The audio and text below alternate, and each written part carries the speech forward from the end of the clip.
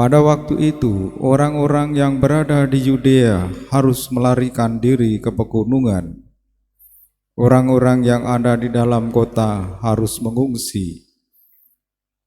Dan orang-orang yang berada di pedusunan jangan masuk lagi ke kota, sebab itulah masa pembalasan dan genaplah semua yang tertulis.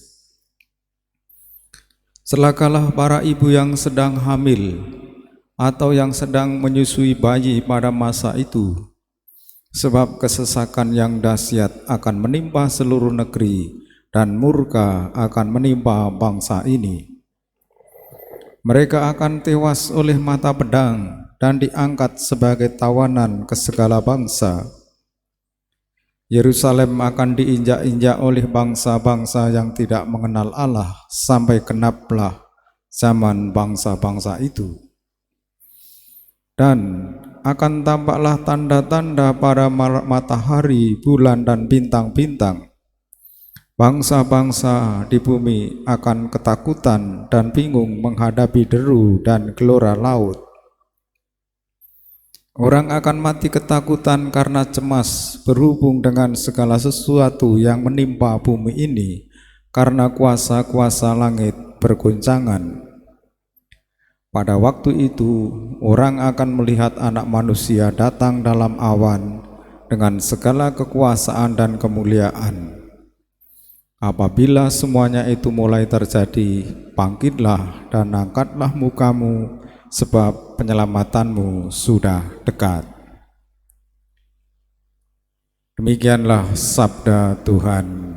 Terpujilah Kristus.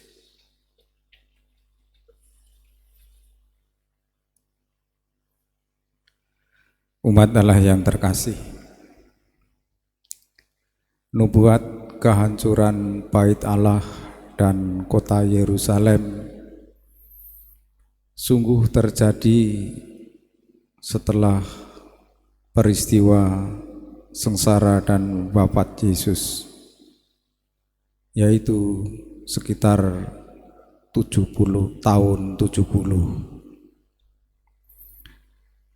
Yerusalem dan Bait Allah dihancurkan oleh tentara Romawi. Gambaran peperangan, gambaran kerajaan setan atau kerajaan antikristus digambarkan oleh Yohanes dalam kitab Wahyu juga, yaitu kerajaan Babilonia, kerajaan Assyria, dan mereka disebut sebagai kerajaan antikristus. Tetapi menghadapi aniaya itu, umat diingatkan supaya tidak takut, supaya tidak cemas, karena dalam setiap penganiayaan itu Tuhan menolong. Dalam penganiayaan dan penderitaan itu muncullah pengharapan akan kedatangan Anak Manusia. Seperti dikatakan dalam ayat terakhir dalam Injil hari ini, di tengah-tengah kekacauan itu, pada waktu itu, orang akan melihat manusia datang dalam awan dengan segala kekuasaan dan kemuliaannya. Apabila semuanya itu mulai terjadi, bangkitlah dan angkatlah mukamu, sebab penyelamatanmu sudah dekat.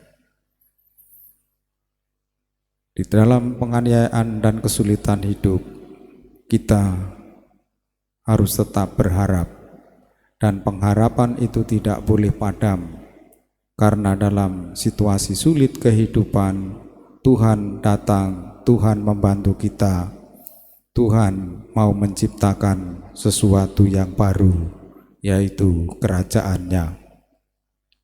Mari kita satukan doa-doa kita bersama persembahan di altar.